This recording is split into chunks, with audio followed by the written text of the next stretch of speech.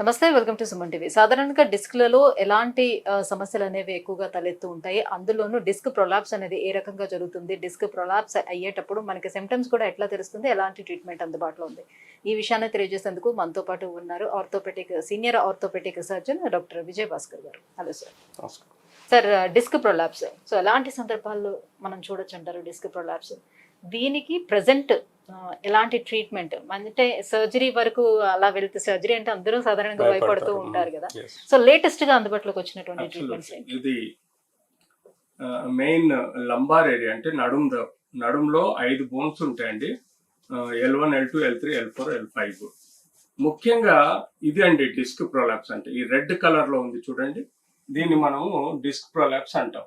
Actually చూడండి, normal disc అంటే ఇది disc is nothing but shock absorber. Bike కి షాక్ అబ్జర్బర్ ఎలా ఉంటుందండి, ఒక ఫ్రేమ్ ఉండి దానికి ఒక ఆయిల్ సీల్ ఉండి లోపల ఆయిల్ ఉంటుంది, స్ప్రింగ్ ఉంటుంది. ఇక్కడ కూడా ఇది ఆయిల్ సీల్ అనుకోండి, ఈ యాన్యులస్ ఫైబ్రస్ అంటారు. ఇది యాన్యులస్ ఫైబ్రస్ ని మేము ఆయిల్ సీల్ గా భావించి లోపల మనకు ఆయిల్ లాగా జెల్ ఉంటుంది.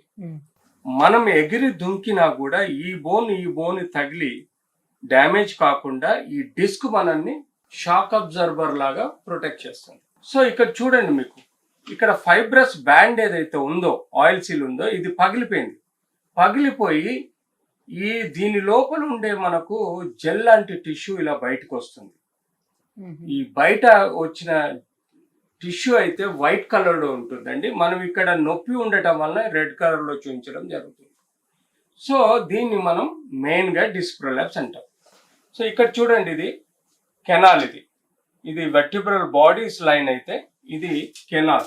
ఈ కెనాల్లో మనకు వెన్నుపూస ఉంది. ఈ వెన్నుపూస నుంచి మనకు ప్రతి vertebral body right left side దీన్ని రూట్ అంటాం. ఈ రూట్ లో నుంచి ఒక నరం ఇలా బయటకు వస్తుంది. సో ఎప్పుడైతే ఈ రూట్ ఇలా బయటకు వస్తుందో, ఈ కంప్రెషన్, ఈ రూట్ ని ఈ యొక్క డిస్క్ అన్నది పగిలిపోయిన దానిలో నుంచి వచ్చిన జెల్ ఈ నరాన్ని నొక్కుతుంది. దాన్ని మనం షియాటికా అంటాం. ఎప్పుడు షియాటికా అంటాం?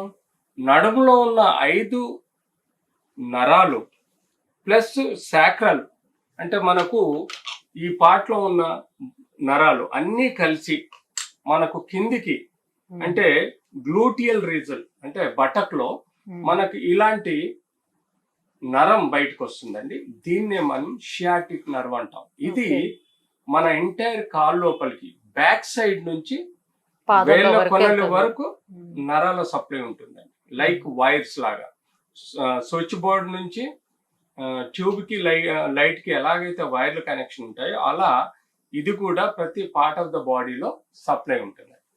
సో మనం డిస్క్ ప్రొలాప్స్ అన్యూజువల్ గా ఇది ఎప్పుడైతే బయటకు వచ్చి నరాన్ని ప్రెస్ చేస్తుందో అది కంప్రెస్ చేస్తుంది. నరాన్ని కంప్రెస్ చేసినప్పుడు ఈ నరం నుంచి పాస్ అయ్యే ఇంపల్సెస్ అంటాం.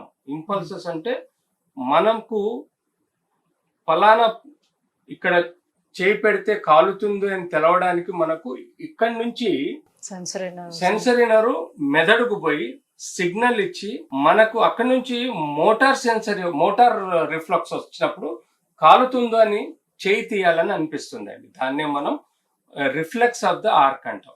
సో ఈ నరాలలో ఎప్పుడైతే ఈ డిస్క్ నొక్కుకపోయిందో అప్పటి నుంచి ఆ పార్ట్ ఆఫ్ నర్వ్ సపోజ్ ఇది L2, L3 ఏరియా అనుకోండి, ఇది L2 వర్టిబ్రా, ఇది L3 వర్టిబ్రా. ఇక్కడ నరం మనకు తొడలోని కొన్ని కండరాలకు సప్లై చేస్తాయి. సో ఆబ్వియస్ గా L2, L3 లోపలనే నరం నొక్కకపోతే మనకు తొడలో నొప్పి వస్తుంది. అదే L5, S1 కింది భాగంలో నరం నొక్కకపోతే మనకు పాదంలోని కొనలు నొప్పి వచ్చే ఆస్కారం ఉంటుంది, తిమ్మిరి వచ్చే ఆస్కారం ఉంటుంది, స్పర్శ లేకపోవడం.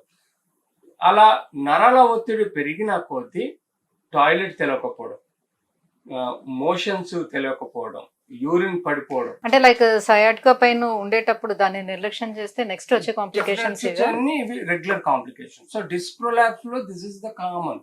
సో మనిషి ఎప్పుడైతే నడుము నొప్పితో మా దగ్గరికి వస్తాడో ఆ హాస్పిటల్ ఎంటర్ అయినప్పుడు వాడి నడకతోటి సమస్యను మేము తెలుసుకోగలుగుతాం. అంటే కొంత పర్సంటేజ్ వరకు.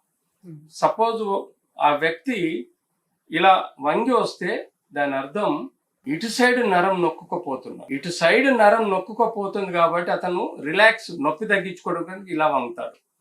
సపోజ్ రైట్ సైడ్ నరం నొక్కుకపోతే ఆయన లెఫ్ట్ కు వంగిపోతాడు.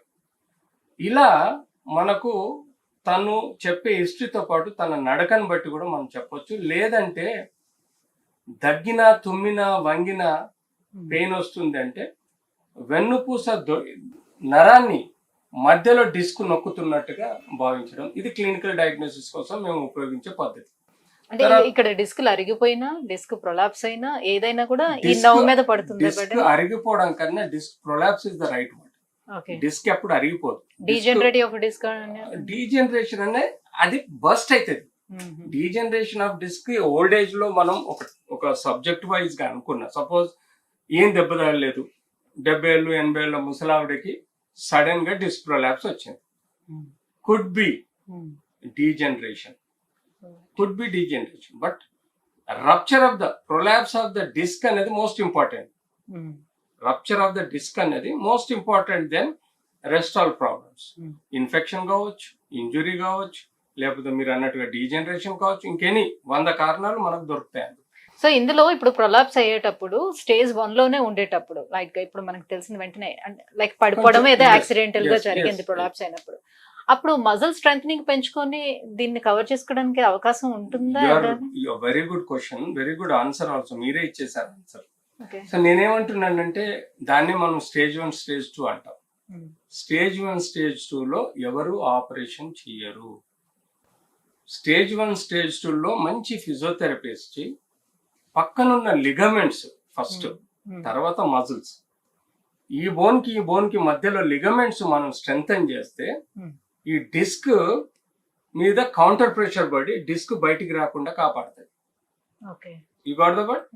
సో డిస్క్ లిగమెంట్స్ చాలా ఇంపార్టెంట్, చుట్టూండే కండరాలు కూడా చాలా ఇంపార్టెంట్. సో మనం ఫిజియోథెరపీలో ఫస్ట్ అదే చెప్తాం. మనం నడుము నొప్పి వచ్చినప్పుడు కంప్లీట్ బెడ్ రెస్ట్ ఇవ్వండి, ఫస్ట్ ప్రెషర్ తగ్గించండి, ఆ ఇన్ఫ్లమేషన్ యాక్టివిటీ తగ్గించండి, తర్వాత పెయిన్ కిల్లర్ వేసుకోండి, డోంట్ డూ ఎక్సర్సైజ్ అంటాం. వన్స్ ఈ ఇన్ఫ్లమేషన్ ని మనం కంట్రోల్ చేసిన తర్వాత దెన్ నెక్స్ట్ ఈజ్ ఫిజియోథెరపీ. ఫిజియోథెరపీలో రోజు స్పైనల్ ఎక్స్టెన్షన్ ఎక్సర్సైజెస్ ఉంటాయి, దానివల్ల లిగమెంట్స్ మజిల్స్ స్ట్రెంగ్త్ అవుతాయి. అంతేకాకుండా ఈ యొక్క డిస్క్ మీద ప్రెషర్ తగ్గుతుంది. సో ఫిజియోథెరపీ చేయాలి. ఇలా చేస్తూ రెగ్యులర్గా పెయిన్ కిల్లర్స్ కానీ లేకపోతే ఆ యొక్క ఒక నొప్పి అన్నది మనకు sign and symptom for the inflammation. Inflammation అంటే ఏ కణమైన ఉత్తేజం చెందినచ్చు దాన్ని మనం ఇన్ఫ్లమేషన్ అంటాం. ఇన్ఫ్లమేషన్ 3 రకాలుగా ఉంటుందండి. ఒకటి వాపు, నొప్పి, ఎర్రబడ్డం, కదలలేకపోవడం. ఈ 4 సైన్స్ ని మనం ఇన్ఫ్లమేషన్ అంటాం. సో ఆ ఇన్ఫ్లమేషన్ తగ్గించడానికి first and foremost rest. Suppose లేదు సార్ నేను 1 గంట పడుకుంటున్నాను అంటే కుదరదు. మీరు 24 గంటలు పడుకున్నా ఒక హాఫ్ అన్ అవర్ లేసి బాత్రూమ్ పోయినా కూడా మళ్ళీ డిస్క్ ప్రెషర్ పెరుగుతుంది. So what we do is complete పడుకోబెట్టి పెల్విక్ ట్రాక్షన్ ఇస్తాం. దానివల్ల అసలు బెడ్ దిగొద్దు. కొంత నొప్పి తగ్గిన తర్వాత పూటకి ఒకసారి బెడ్ దిగి టాయిలెట్కి వెళ్ళే విధంగా మేము ట్రైనింగ్ ఇస్తాం. భోజనం ఎవ్రీథింగ్ ఆన్ ద బెడ్. దీనివల్ల ఏమవుతుందంటే ఈ డిస్క్ మొత్తం రిలాప్స్ అయ్యే ఛాన్స్ ఉంటుంది. That's an advantage. Then physiotherapy వల్ల చుట్టూ కండరాలు స్ట్రెంథన్ చేయడం, లిగమెంట్ స్ట్రెంథన్ చేయడం, దానివల్ల కూడా పెయిన్ తగ్గుతుంది. This is the stage 1, stage 2. Stage 3లో మనకు సివియారిటీ పెరుగుతుంది కాబట్టి కొన్ని లేజర్ ప్రొసీజర్స్ ఉంటాయి. డైరెక్ట్ ఒక నీడిల్ తోటి ఇక్కడ లేజర్ పంపించేసి దీన్ని అంతా అబ్జార్బ్ చేయడం, ఈ ప్రొలాప్స్ ని అబ్జార్బ్ చేయడం. ఇది మనకు ఒక టెక్నిక్ ఉంటుంది. రెండో టెక్నిక్ మనం స్టెరాయిడ్ ఇంజెక్షన్ ఇక్కడ డిస్క్ దగ్గర ఇచ్చేసి ఈ ప్రెషర్ ని తగ్గించడానికి ప్రయత్నం చేస్తాం. స్టెరాయిడ్, లోకల్ స్టెరాయిడ్ కూడా ఇస్తాం. సో ఇది స్టేజ్ 3లో ట్రీట్మెంట్ అండి. ఇంకా స్టేజ్ 4లో వచ్చేసి ఇది మొత్తం బయటకు వచ్చేసి టోటల్ గా నరాన్ని కంప్రెస్ చేసి పారాలిసిస్, వీక్నెస్ అంటే 2 పాదాలలో వీక్నెస్ డెవలప్ అవుతుంది, యూరిన్ కంట్రోల్లో లేదు, మోషన్ కంట్రోల్లో లేదంటే that's an serious matter. So immediately you need to operate. 6 months అన్ని ట్రీట్మెంట్ ఇచ్చి పెయిన్ తగ్గకపోతే ఇలాంటి ఇప్పుడు చెప్పిన విధంగా మనకు లక్షణాలు కనబడితే immediately surgery is necessary. So సర్జరీలో చాలా టెక్నిక్స్ వచ్చాయండి. One of the technique laser ఉంది. Next micro discect, endoscopic micro discectomy, చిన్న కీ హోల్ ద్వారా మనం ఈ వెనకాల నుంచి వచ్చేసి ఈ డిస్క్ ని కీ హోల్ ద్వారా తీసేస్తాం. మూడోది మినిమల్ ఇన్వేజివ్ డిస్కెక్టమీ అంటాం. అంటే 1 to 2 సెంటీమీటర్స్ స్పేస్ లో నుంచి లోపలికి వెళ్ళి డిస్క్ ని తీసేస్తాం. నాలుగోది యూజువల్ గా కొన్ని సంవత్సరాలుగా ప్రాక్టీస్ చేయబడుతున్నాయి లామినెక్టమీ డిస్కెక్టమీ. అంటే ఈ బోన్స్ ని మేము కట్ చేస్తాం. ఈ బోన్స్ ని కట్ చేసి డిస్క్ దగ్గరికి డైరెక్ట్ వెళ్ళి డిస్క్ అంతా క్లీన్ అవుట్ చేసేసి అవసరం ఉంటే ఆర్టిఫిషియల్ డిస్కులు దొరుకుతాయి మాకు. ఆర్టిఫిషియల్ డిస్క్ 2 ఎముకల మధ్యలో పెట్టేసి మేము బయటికి రావడం జరుగుతుంది. This is the way disc prolapse లో స్టేజ్ 1, 2, 3, 4 ప్రకారం మనం వైద్యం ఇవ్వాలి. తొందరపడి ఆపరేషన్ చేయకూడదు. చిన్న నెగ్లిజెన్స్ చేసి మనం పెట్టే నైఫ్ అన్ఫార్చునేట్లీ పోయి నరం కట్ చేస్తే వాడి లైఫ్ కట్ అయినట్టుంది. ఎందుకంటే జీవితాంతం పెరాలసిస్ తో ఉండిపోతాడు. నరువు రీజనరేట్ అవ్వడం అనేది చాలా కష్టం. అలాగే మా బుక్ లో 100 మందికి ఆపరేషన్ చేస్తే 96 మందికి సక్సెస్ ఉంటుందండి. 2 to 4 మెంబర్స్ కి కొన్ని ప్రాబ్లమ్స్ వస్తాయి. వాటిని మేము కాంప్లికేషన్స్ అంటాం. ఆ కాంప్లికేషన్ సక్రమంగా ట్రీట్ చేస్తే రికవర్ అవుతారు. కాబట్టి భయపడాల్సిన అవసరం లేదు. కేవలం ఆ 4 గురించి భయపడి 96 మంది ప్రాబ్లం నుంచి సాల్వ్ చేసుకుండా ఉండకూడదు. చేయించుకోవాలి. అవసరం ఉన్నప్పుడు ఆపరేషన్ తప్పదు. Right, thank you so much sir. So disc prolapse అనేది ఏ రకంగా జరుగుతుంది అండ్ లేటెస్ట్ గా అందుబాటులోకి వచ్చినటువంటి టెక్నాలజీస్ ఏంటి, ట్రీట్మెంట్స్ ఏంటి, ఈ విషయాలని తెలియజేసినందుకు థ్యాంక్ యూ సో మచ్.